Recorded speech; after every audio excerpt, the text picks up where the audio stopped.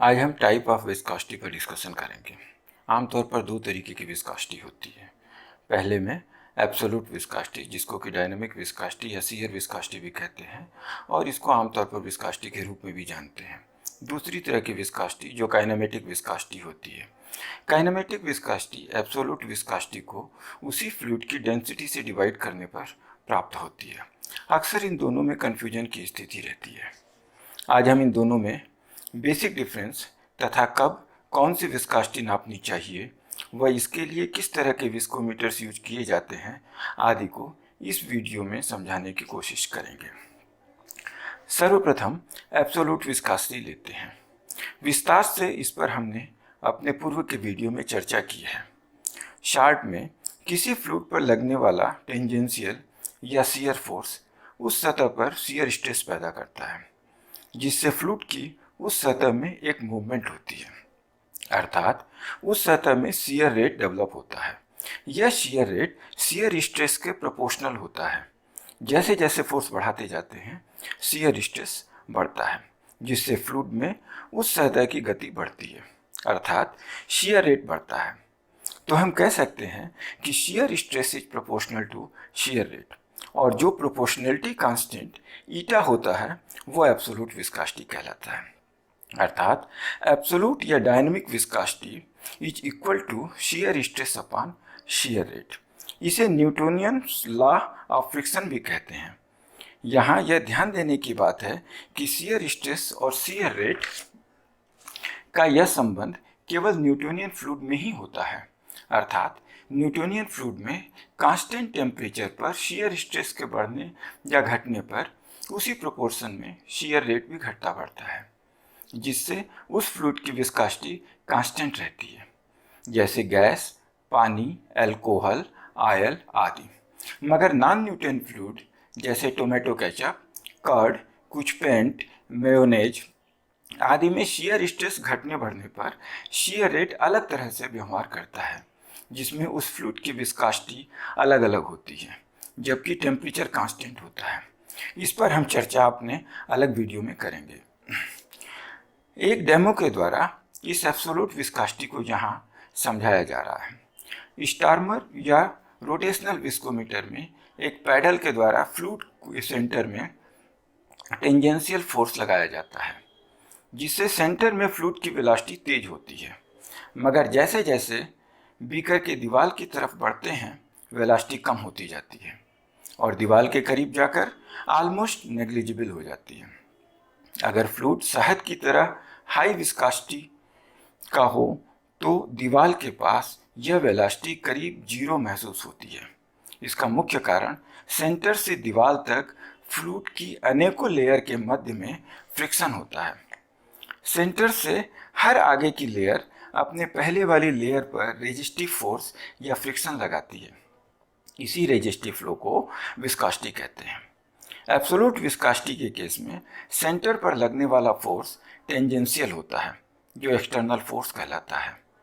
Absolute viscosity के फार्मूले को डिराइव करने के लिए हम फ्लूइड के सेंटर से बीकर की दीवार तक कई लेयर में बांट कर देखते हैं। बाईं तरफ फ्लूइड की स्टेशनरी अवस्था है, जिसमें स्टेशनरी प्लेट की लेयर को बीकर की दीवार पर लगी फ्लूइड की लेयर समझें, तथा ऊपर की लेयर करो फ्लूइड की सेंटर लेयर समझें, जिस पर पैडल के द्वारा टेंजेंशियल फोर्स या टार्क लगाया जाता है।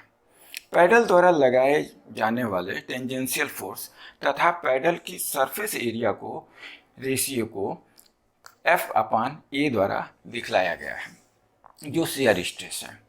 इस शियर स्ट्रेस की वजह से ऊपर की लेयर में जो वेलोसिटी डेवलप होती है, जो सतह तक कम होती जाती है। इस प्रकार किसी भी लेयर के ऊपर की लेयर की वेलोसिटी V1 तथा नीचे लेयर की वेलोसिटी V2, जो रेड कलर से दिखाई गई है, के डिफरेंस V1 माइनस V2 को इन एडजेसेंट लेयर के बीच की दूरी, जो येलो कलर में दिखाई गई है, x1 माइनस x2 अर्थात dx से डिवाइड करने पर, अर्थात dv अपॉन dx को वेलोसिटी ग्रेडियंट भी कहते हैं, तथा यही dv अपॉन dx या v upon x shear rate भी कहलाता है। इस तरह विस्कोसिटी जो शियर स्ट्रेस व शियर रेट का रेशियो होती है की यूनिट डेराइव की जा सकती है। फोर्स की सीजीएस में यूनिट डाइन, एरिया की सेंटीमीटर स्क्वायर तथा शियर रेट की यूनिट रेसिप्रोकल सेकेंड लेने पर विस्कोसिटी की यूनिट डाइन सेकेंड पर सेंटीमीटर हो जाती है, जिसे पॉइज भी कहते हैं। इस तरह एब्सोल्यूट विस्कोसिटी की हर सिस्टम में यूनिट यहाँ दिखाया गया है। यहाँ ध्यान देने वाली बात यह है कि पास्कल सेकेंड तथा पॉइज दोनों यूनिट बड़ी होने से छोटी यूनिट मिली पास्कल सेकेंड या सेंटी पॉइज का प्रयोग डायनेमिक या एब्सोल्यूट विस्कोसिटी के लिए ज़्यादातर किया जाता है। दूसरे टाइप की विस्कोसिटी को काइनेमेटिक विस्कोसिटी के रूप में जाना जाता है, जो फ्लूइड की एब्सोल्यूट विस्कोसिटी को फ्लूइड की डेंसिटी से डिवाइड कर प्राप्त किया जाता है।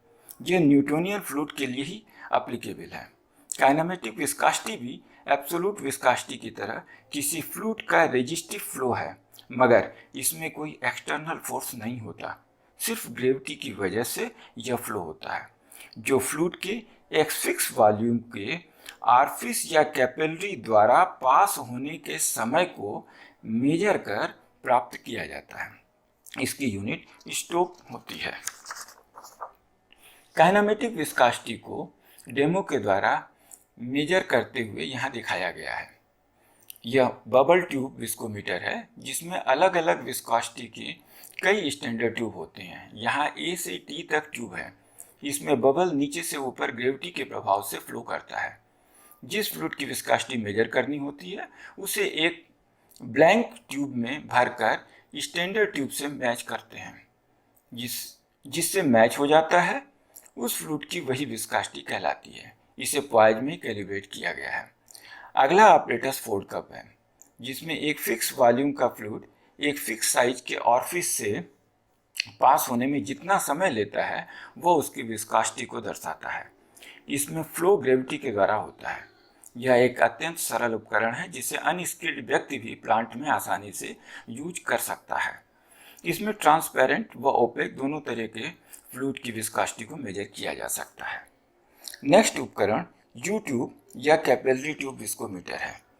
इसमें भी किसी फ्लूइड के फिक्स वॉल्यूम को एक निशान से दूसरे निशान तक कैपिलरी के थ्रू पास होने के समय के रूप में मेजर किया जाता है, जो उस फ्लूइड की विस्कोसिटी को दर्शाता है। इसमें केवल ट्रांसपेरेंट व कम विस्कोसिटी के फ्लूइड की विस्कोसिटी मेजर करते हैं। यह भी ग्रेविटेशनल फोर्स पर आधारित है। विस्कोसिटी मेजर करने के लिए अलग अलग ऑपरेटर्स का सिलेक्शन विभिन्न पैरामीटर पर किया जाता है, जिसका वर्णन अन्य वीडियो में किया जाएगा। यहाँ काइनेमेटिक विस्कोसिटी की यूनिट दिखाई गई है, जिसे स्टोक या मीटर स्क्वायर पर सेकेंड या सेंटीमीटर स्क्वायर पर सेकेंड में रिप्रेजेंट करते हैं। स्टोक के बड़ी यूनिट होने से सेंटी स्टोक यूनिट का प्रयोग किया जाता है। स्टोक से 100 सेंटी स्टोक्स होते हैं।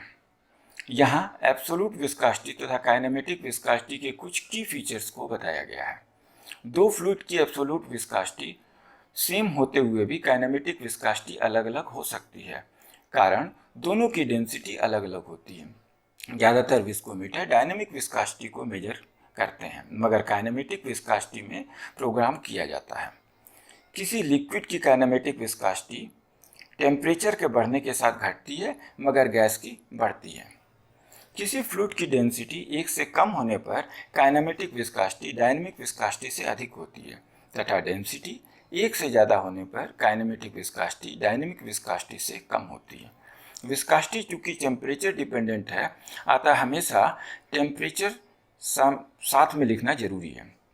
गैस की विस्कोसिटी लिक्विड की विस्कोसिटी से बहुत कम होती है। डायनेमिक विस्कोसिटी तब देखना चाहिए जब एक्सटर्नल फोर्स की वजह से विस्कोसिटी चेंज होती है, अर्थात नॉन न्यूटोनियन फ्लूइड में, और काइनेमेटिक विस्कोसिटी न्यूटोनियन फ्लूइड में देखी जाती है। मगर यह कोई हार्ड एंड फास्ट रूल नहीं है। जैसे टोमेटो केचप की बोतल पूरी उल्टी कर दें तो भी केचप नहीं गिरेगा, अर्थात ग्रेविटी से विस्कोसिटी चेंज नहीं होती है। वही अगर बोतल को शेक करके अर्थात एक्सटर्नल फोर्स लगाकर निकालें तो आसानी से निकल जाएगा। अर्थात काइनेमेटिक विस्कोसिटी की बजाय एब्सोल्यूट विस्कोसिटी यहाँ ज़्यादा एप्रोप्रिएट है। Thank you.